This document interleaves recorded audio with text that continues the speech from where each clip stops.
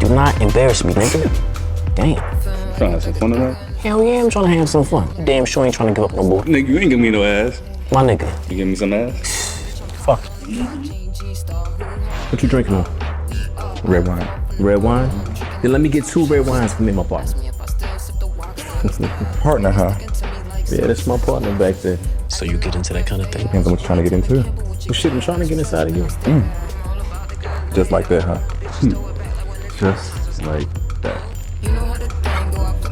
Check, please. Episode 1, BluVonte, the final chapters, now streaming exclusively on Here TV.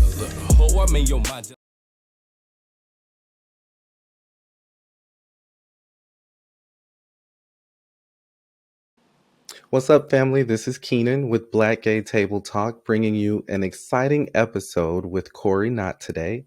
Corey's an actor, a writer, CEO, and executive producer with HD Productions Network. Corey, how are you? I'm well. How are you? Thanks for having me.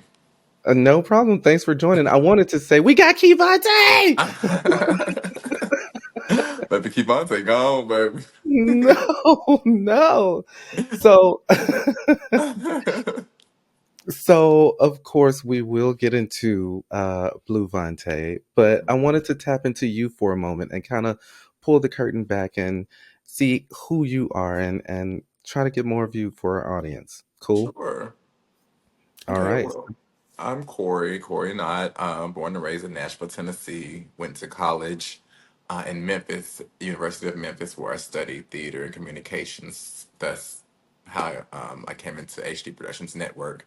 All my life, I kind of knew that I wanted to be in Hollywood. I wanted to do something with acting, directing, writing, you name it. I wanted to do it all. And so I just kind of like for years, I always did drama club, theater, anything dealing with uh, just the arts. I always wanted to do it. Then I was already a dancer, so that just made it even more impactful because if you can act and you can dance, then you can get booked and things of that nature. So it was just always like, well, I grew up, I want to be an actor. Then you hear always going to, well, you need to pick a real job. You need to pick a real job. And I still get those little side eyes now. And then when I land a, like uh,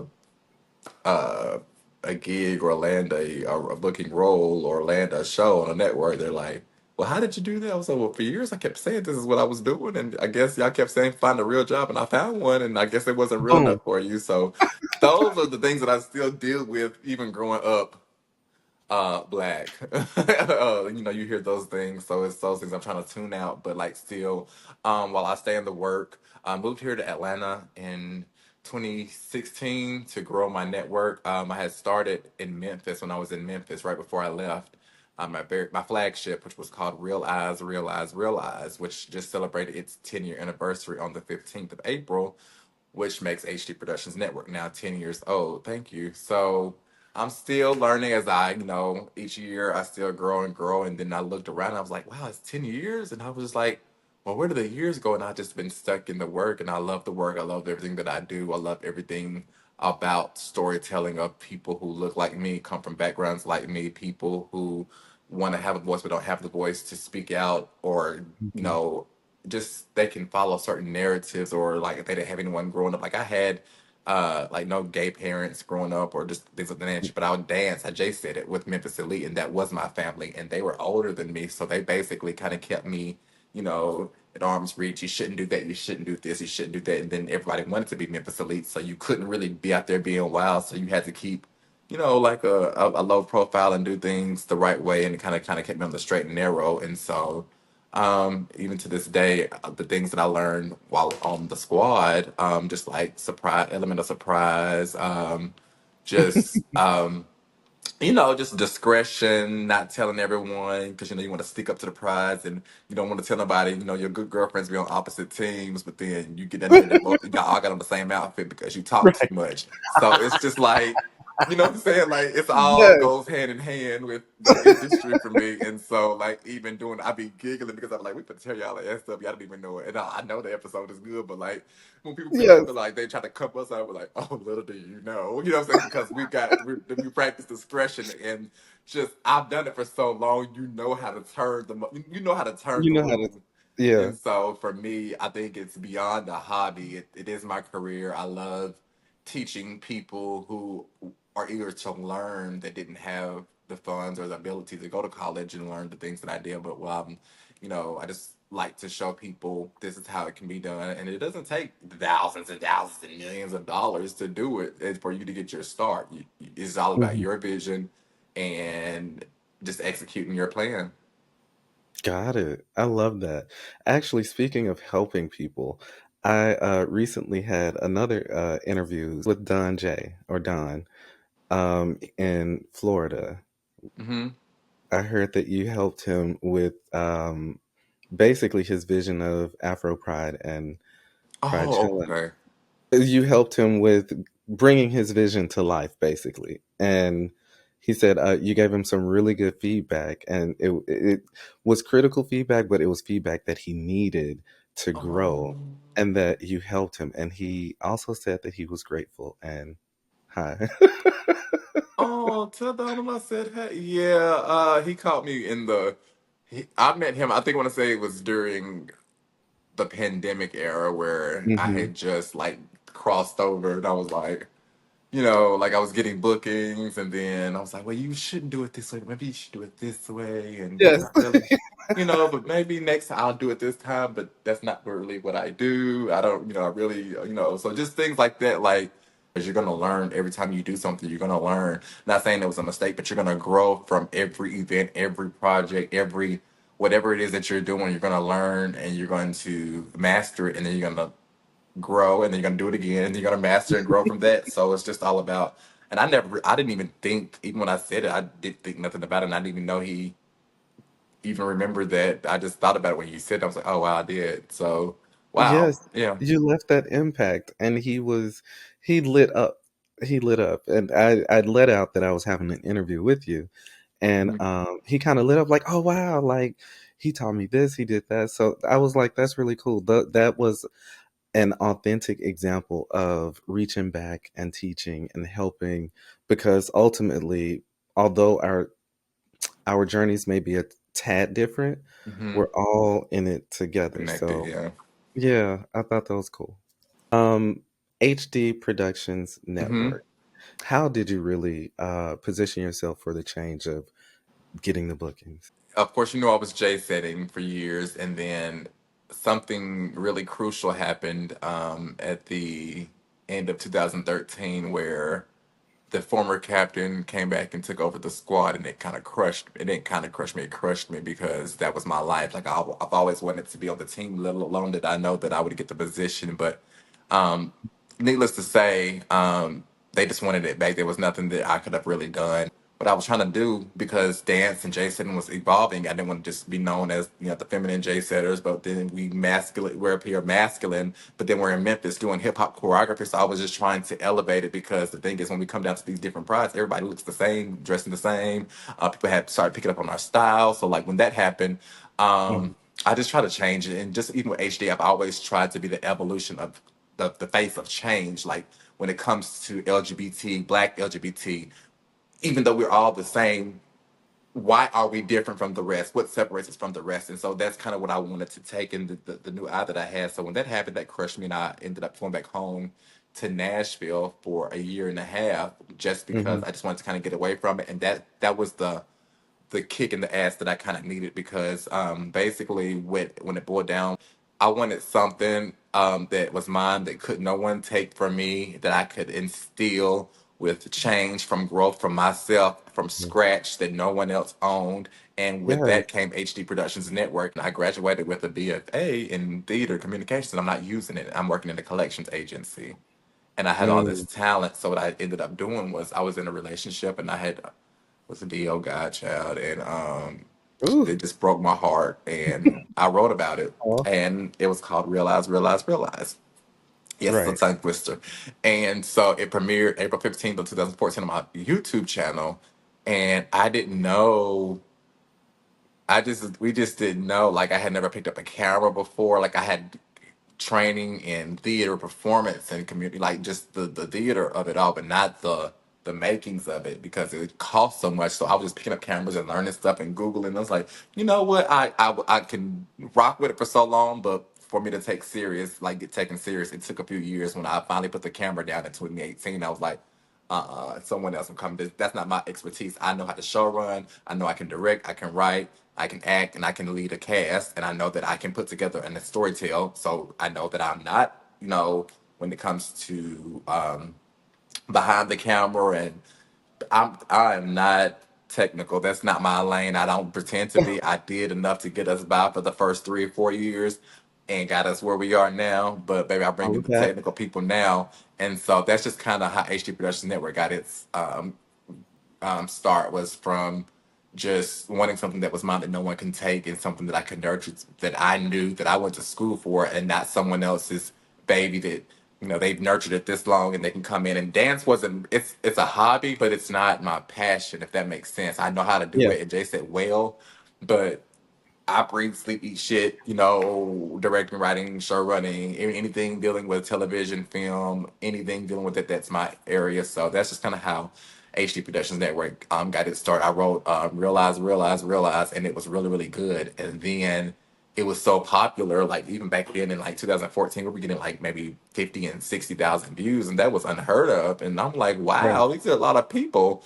And so like people were really following, and Facebook was very vital to the sharing process, and YouTube was like, so a lot of people just kind of like grew with the, and fan base just grew. And then Living for the Weekend, which BluVonte came from, Yeah. it was a spinoff, was born second after Realize. It was born in 2015. So it's coming up on 10 years as well, next year. And so what ended up happening with that was, after the success of Realize, I was like, I want more. I want to do another one. I want to, what I didn't do Yeah. and realize I want to do with Living for the Weekend. I want to create an ensemble of friends, sort of like living single and blah blah blah blah, but with five black gay friends, and just kind of like went from there. And so I remember like started following Yvette Lee Bowser here, like maybe the past 3 years, and kind of like told her like how I got my start, and she started following me. So like she's really, really cool, and just a very good person to like um just look up to, because she created something that was so impactful in the 90s. And it was before its time, and I looked at that. I was a very big 90s, I'm an 80s baby, but 90s music, 90s television, oh my god, back when they had Yes. the opening sequences, like the real intros, and just everything about the 90s, the soundtracks, movie soundtracks. I want to go back to those times because I don't see those things anymore. And so that's kind of what I want to bring back, to make people want to see a motion picture or a series. Oh, the sounds from the BluVonte, the series. So like I'm very big on Yes. musicality. I want to, they just kind of like ushered that out, and that was a really big thing. Music is also a part that will make or break your project as well. So like It's true. making sure that people connect that to like their SoundCloud, or not SoundCloud, but the Apple Music or whatever their music is on, like really about putting us on. So even in this season with BluVonte, like when the music comes on, I drop there like the music overlays. Like it's very interactive this season. Like it almost like it acts as if like if you're on the computer and you're on your Apple icon pops up and says Aaliyah, more than a woman, and then it fades out. So stuff like that that just kind of puts Yeah. more black artists on top of the show. Like it's just all about coming together. Like BluVonte's on a white network, so they're not giving me no money like that. So like it's very depressing, and I have broke days, broke months. But I like when I don't have broke days and broke months, I put it all and pour it all into the project, and that's what I've done. So like now I'm just tired and just kind of like weeping from that, and trying to hopefully I can make it back from the back end. But the thing is, it's not on my network; it's on their network, and they don't give me a back end. Can we have some more of that conversation? We So, can. it's in. Do we want to mention the name of the network? Well, No, yeah. I mean, no. I won't say the name of the network, but the network that BluVonte is on. Yeah, the reason why I'm having a final season is just because a lot of work goes into it, a lot of creativity. Like I literally have to think of all the stories, multiple stories for a cast of 16 people, Right. then move it smoothly through at 6 episodes, uh, finish writing it, getting it out, show running it, casting it, directing it, not only once it's done, I edited the whole project. I do all my editing You do because the I editing? do the editing. I don't have no one has my eye or knows how to edit, and I feel like I'm one of those master editors. And so there, I have a junior editor that will put together the storyboard. But when Uh-huh. she puts together the storyboard, I come through chop, chop, chop, chop, chop, like, Yeah. you know what I'm saying? Like, take this out, fade this in, wrote this, bring this in this way, pan this in, pan this out this way, pull that out, drone this in, hit. It just like makes sense to me. So like when I be seeing it, I'm like, that don't go right there.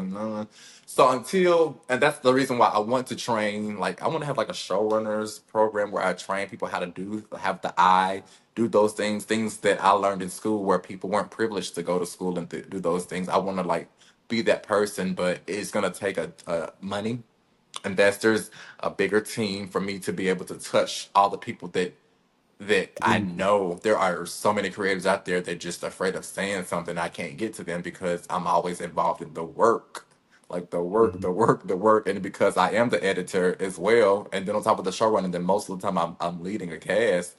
It's very overwhelming, and so when I finally do Mhm. catch up on sleep, it's time for another project. But right now, I don't have anything lined up. I'm just kind of like overexerting myself, and I'm just wanting to rest Mm. because it's not enough money, especially as creative and as long as I've been doing it, I'm not seeing the money that my white counterparts see. Got it. So how does that change? It changed drastically because instead of seeing what I've done now is I've gotten my own app on Roku, and Yes, you do. so um, stay with him, bless you. And so and so I've noticed that like we're on the Roku, Apple, Fire Stick, you name it, and I'm paying out of pocket now for that. But however, if BluVonte did so well in 2022 that we were right back filming a second installment in 2023, which was the next chapters, and Mhm. now we were back right back in filming the final chapters, which we filmed all fall, winter, and spring, and now it's about to come out Friday. What did y'all make? What did y'all make off of BluVonte? Huh. Because I don't get no back end, and I get trinkets compared to what I know some of these people get, and I still bring you a blockbuster, which is I'm pretty sure is one of their top three. I'm probably sure all of my stuff is in the top three, and Right. and it gives you $1 million budget with a little bitty ass budget that was received for it. And so for me, I'm tired of using my resources. I'm tired of sticking out my neck, making myself feel like I'm being slaved and pimped out. So I decided to do a final season and just it is what it is. And if it's that good that I can get three installments in less than 3 years, then that means they're making really good money off BluVonte. And because I own the characters from Living for the Weekend in BluVonte, let me just keep it on my network. Let me just do everything like I've been doing for years. I've got the app now. I know how to subscribe Yeah. and get subscribers to come over. I know how to market. My YouTube is almost at 100K. I know what I'm doing. Y'all needed me. So the thing is, when you like not say it like that, but I know my worth now, and I'm tired of people devaluing me, feeling like I don't deserve what I really deserved. And I'm giving you all of my nuggets. I'm giving you all of my resources, including Jussie Smollett, other people. You know, like I'm just gonna throw names out here, people who came on to help on Move On to the next chapter, and they turned around and smacked me in the face, Mhm. and just different things I won't get into, just because I can't legally, but I understand. just didn't want certain people attached to the project like that. So they brought their star power and brought eyes, which brought subscribers, but I won't say anything else that would, put me in jeopardy. However, I've just decided to, how do I say it, continue the journey without uh, any networks or any distributors and just do it myself for right now Understood. until I can find a big, like a network that That the suits. that suits me, the true traditional budgets of 250 and 300K, where I don't have to think about what am I going like how am I going to survive for 7 8 months while I'm creating the world.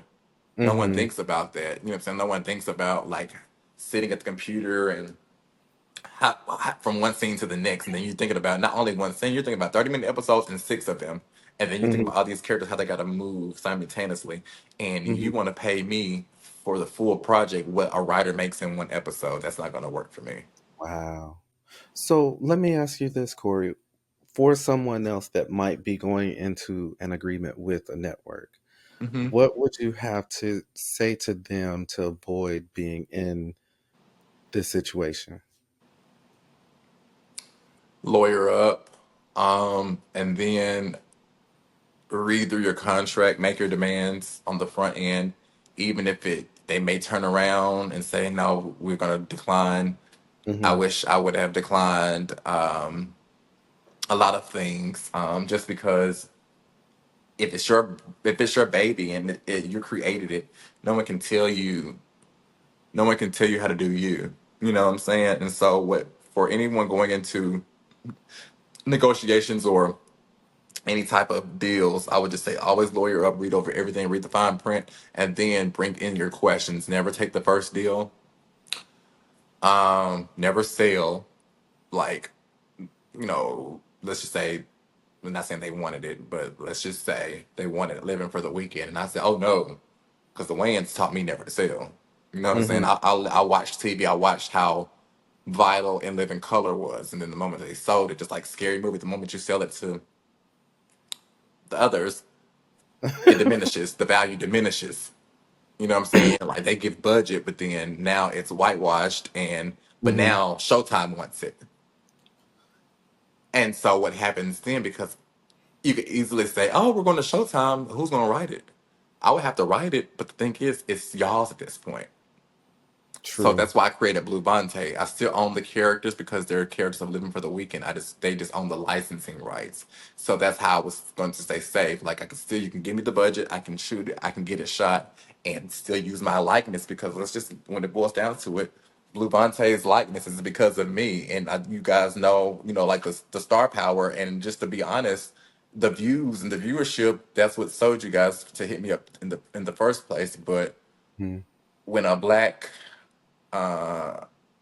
gay male who is powerful, who is notable, starts wiping back. No, I'm not doing that. No, we're not doing that. That don't make sense and things of that nature. Then it's he's getting too, yeah.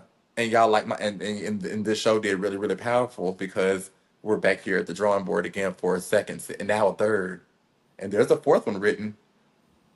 But I'm unless you give it maybe unless you break in the bank, no, because you should have broke the bank on the first one, and you should have really broke the bank on the second one. I brought Jesse on, and the third one is really good because we used the production camera, so I gave it value, and here I am now, broke and disgusted because I put more money into it than was given to me just because my name is still on it, Right. and I just You have needed to show up. it, it got to show up, and it's still mine at the end of the day. And they're not gonna say, "Oh, it's, such and such television. Oh, blue. They did BluVonte." They're gonna say Corey Knott's BluVonte on such and such network. You know what I'm Hmm. saying? So, like at the end of the day, y'all can give the money out, but like that money goes to so much, and I give so many people opportunities, and people don't know. Like, just some nights you'd be like, what am I gonna do? Like, got the car note due. Still got personal due, but I'm still taking care of business, and I'm only getting paid a certain quotient compared to what I need to be. You know what I'm saying? Like, it's just very, Right. very hard sometimes. And I would just tell people who want this, you're gonna have to be prepared for the highs and the lows, and just contracts as well. Like you have to really watch what you do because you can set yourself up for a bad deal, and you'll be stuck in it because once you sign the contract, you're obligated contractually, and there's nothing that you can do about it. So I would just always to people coming up. Read, lawyer up, get a Mhm. consultation, like just consult with another person, read again, ask Mhm. your questions, never sign the first or second deal. Never, Hmm. never. Got it. Interesting.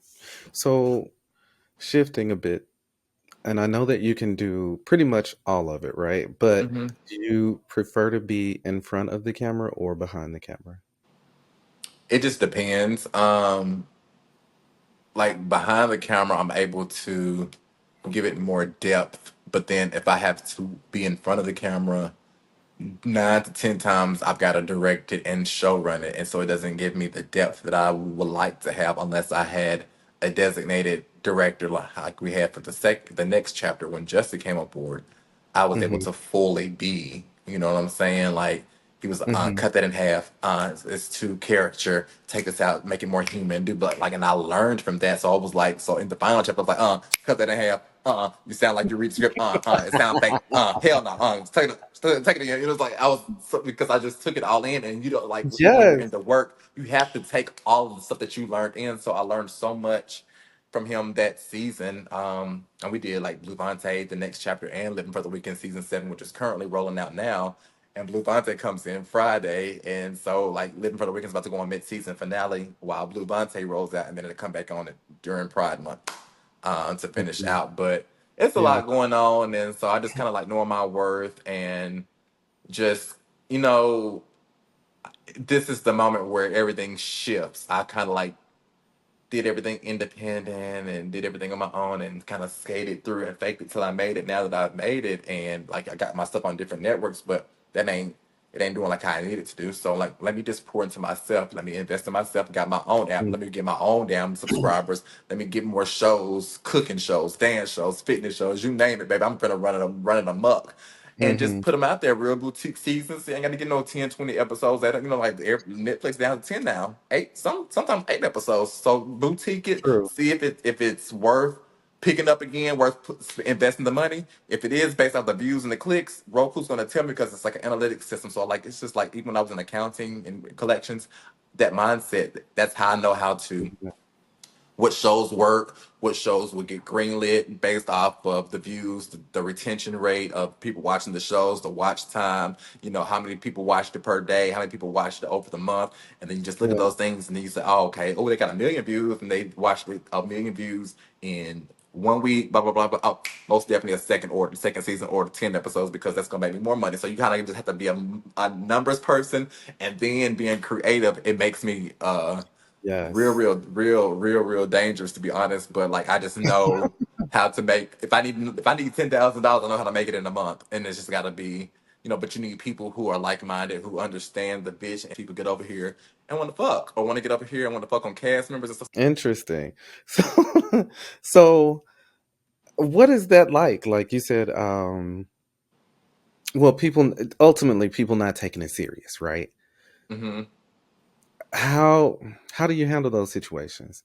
I mean, obviously, I'm Discernment, seeing, really. Here recently, like I've been in the game too long now. So when people start saying, "What show is such and such?" or "Well, such and such," and I just know based off of questions or just just sometimes you gotta just observe and listen. So then they'll tell them themselves, "Oh, I can't wait. Oh, I want to have a kiss and rope." Clocked it. No. Cause who said you're gonna be like you're gonna be active? Who's talking about kissing? So you just right? have to just listen when people like, oh, okay, I want to come to the screening, and then normally come to screenings, but then you come to the screening and you see somebody you crushing on. Oh, next time invite me, not a screening. You want to come to a kickback, but then don't come to screenings. Oh, You know what I'm okay. saying? Like, want to come to like a little kickback, a little weed, something, and then when it's time to go to the red carpets, you know what I'm saying? You ain't nowhere to be found. But then all of a sudden, you see me post the final results of the final season. Oh, and look good. And he's with us in the scene with such and such. Ooh, put me on. Would you hit up Sean Rogers and say put me on? Would you hit up Oprah Winfrey and say put me on your show? But then treat me as such. I may not be them, but bitch, in this industry, in this right here, right now, where I'm at, that's how you should be treating me. And so when you come to me like that, I don't pay you no mind. That part. All right. That I mean, because you want to bring a quality product and you want to Mhm. work with quality people, you want to Yes. give that's time. Time is money. And ultimately, if you're here to play, baby, wink, look. I'm 38, baby. I'm not here to play. I got a late start. I got to play catch up. What's your sign? Capricorn. Capricorn. Got it. Hmm. Okay. Okay. So thinking about um thinking about shots that you filmed, Hmm. what was the hardest shot that you had to film, whether it be emotionally or just from technical shit happening? You know what I'm saying? Like, what was the most difficult scene that you had to film? And I want to know both on camera and behind the camera.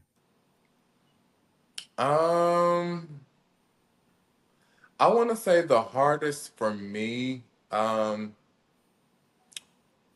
was last season, this filming the next chapter, which was directed under Justy, just because I've always been in stuff where I was the director. So just to give that over, and then he'll be like, "What do you think?" I'm like, "Oh, you're the director. Don't come to me. Like, I trust you wholeheartedly." And he still would, but like for me, the hardest thing was to just give someone full consent, full whatever. So I Yeah. pulled back the whole time, but it was beautiful because he brought industry, he brought he Okay. brought Fox, he brought ABC, he brought all the things that he's done before. He brought Hollywood to my set, and so Mm. it was rough because people were still who didn't take it serious were still trying to do certain things, and he was catching it, and it kind of was embarrassing, secondhand embarrassment, because like why would you do that? And then like we may be independent but act like you got some decorum. So like I still hadn't weeded the right people out, so the wrong people were still here while he was there, and it was embarrassing. So for me that was the hardest thing, not having cleaned up my immediate um production circle before he got here, before he saw the things that he saw. But what he did while he was here was so impactful that it wasn't hard. It was just hard to know that he was seeing certain things that I didn't want him to see because I hadn't done my full cleanup yet. But like getting into Mm. full character and him saying it's not enough, or him saying pull back or give more, and then me still not find it. But he was like, it's there, but it's not there. And so for me to search for it, me the whole time thinking, I got it. No, you don't got it. Now you got it. And so like for me, that was hard because he was saying like, what you mean? This is my shit. What you mean? Baby, that's loud blue. This is BluVonte. What you mean? This is how I've been doing this character for 8 years. You can't say. But at the end of the day, you got to look at it as if a Hollywood writer or a scribe or someone in the union was watching it, these are the things that they would do, or say, been Yeah. invited back to the Emmys, ABF, just all these different things what people look for. It was needed. So that was very hard for me to sit back there, take the lesson, but not feel beat up by the constructive criticism that was only going to empower and make the show and the season a much better show. So I'm glad I did that, but it was hard. But now in the final season, I was able to apply all those things that I learned, and I Yeah. feel like the final season is just chef's kiss. Like it's the best thing that I've ever done. So like I can't wait for everyone to see it. But like that's just for me. That was the hardest. Yeah. That was the hardest. Got it. So what's the hardest scene that you've had to film, I guess, emotionally? Like, I know a lot of times we have to channel certain things Mm-hmm. sometimes when you're acting. Like, have you had one of those difficult scenes where it was just a lot, like, you know? Yes, two scenes. So the death of Blue, uh, uh, the death of Blue is the first one. We shot that one in Los Angeles. It was in Burbank though. And it was shot at, I want to say we got there like 12 a.m. to 3 a.m. It was like a late night, early morning shoot. And so Blue, I didn't know this, but he had took an edible, so he was really out cold, like out sleep, couldn't get like, and all he had to do was just be there. So he wasn't blinking or anything. So for me, it was just like I was in there by myself, and I'm talking about bawling. I had to pull on, like I had to, like the love of my life had died, Mm. and it was like walking into it was in the morgue set. It was seeing him there. I had like a out of body experience, but what I remember doing was after this horrible breakup, and we didn't talk for like maybe we just started back talking at the end of 2022 when we were filming after we had filmed the scene I'm talking about, Hmm. and I just basically grieved him in my head. He was DL, of course, and so I just finally, it was like a cleanse. Like even when I shot the scene, I was crying, I was snotting, I was doing all of the things, but I was finally getting out the last of the emotions of the person who hurt me the most and who I loved the most.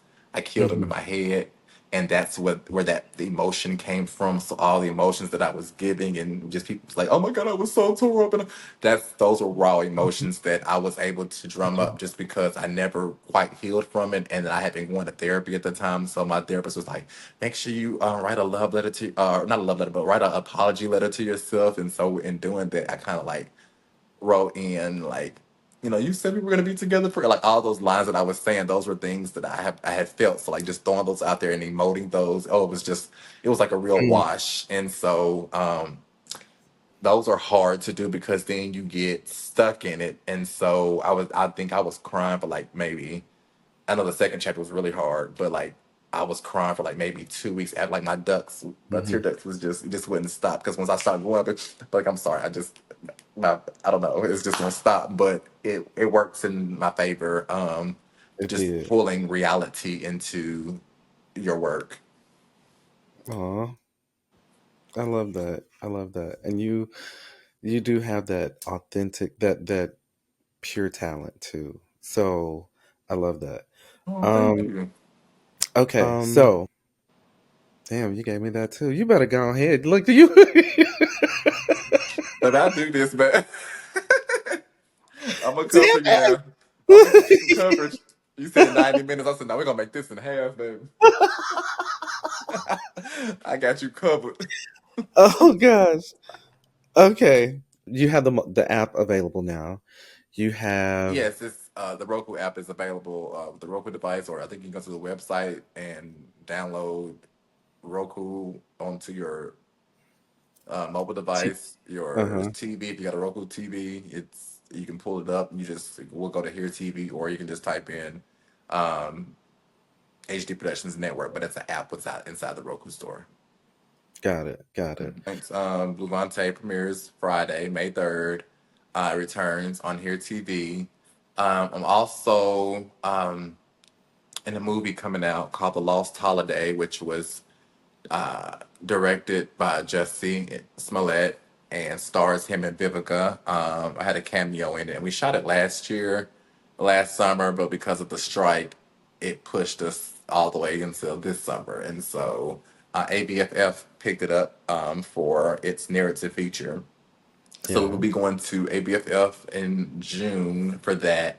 And just stay tuned. We got some more great things to be announced coming soon. So I'm going to let them lead the way and announce those things. But so far, the only announcement I can make is ABFF.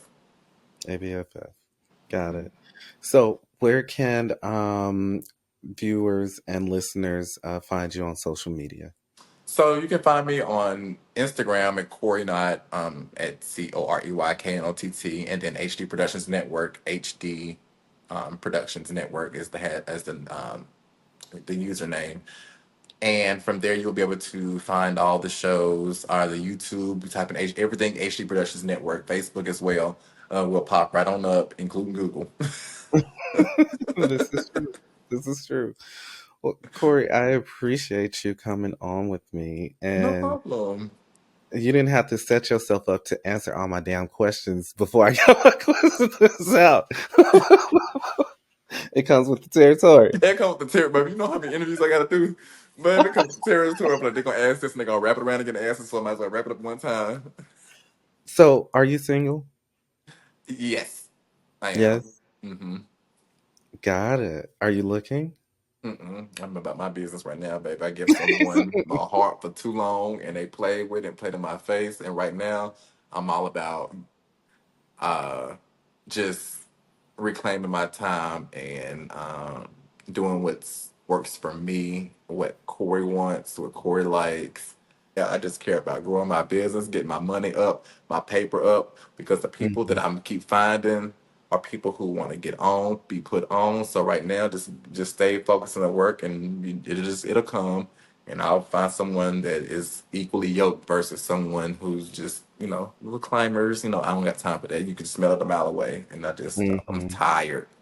I'm It sounds tired. like you're going through a cleanse, A cleanse. professionally and personally. You're going through a Hmm. cleanse, and you positioning yourself to be first. It's Yep. one thing to say, I need to put me first, or I need to think about me and what I need, but to be ready to be positioned first is a whole other thing. And mentally, you have to be in the right space for it too. Mm-hmm. I love that. Yeah. That's what I'm hearing you say. Yep. That's pretty much it. Certain things I'm not budging on, and that's me. I'm not budging on me personally, how I feel, how like how if it makes me feel uncomfortable or if it triggers me, I'm not doing Mhm. it. Thank you for that. You're actually giving me the courage. I'm not gonna lie. I have always been a person that struggled with being able to say no.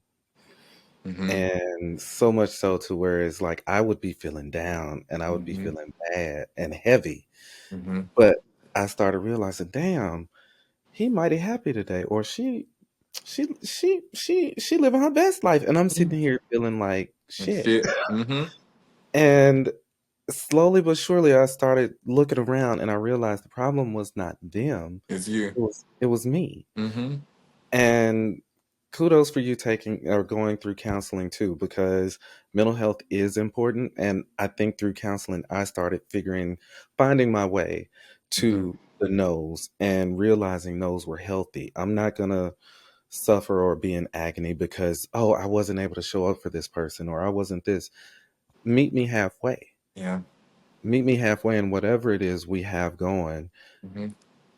Yeah. So thank you for that. You reinforcing a few things for me right It's now. hard, friend, like because when it boils down and you make people stand on their shit, they would give you their ass to kiss, and that's because what you've done now is you showed them how they did you, and no one likes to be made an example out of.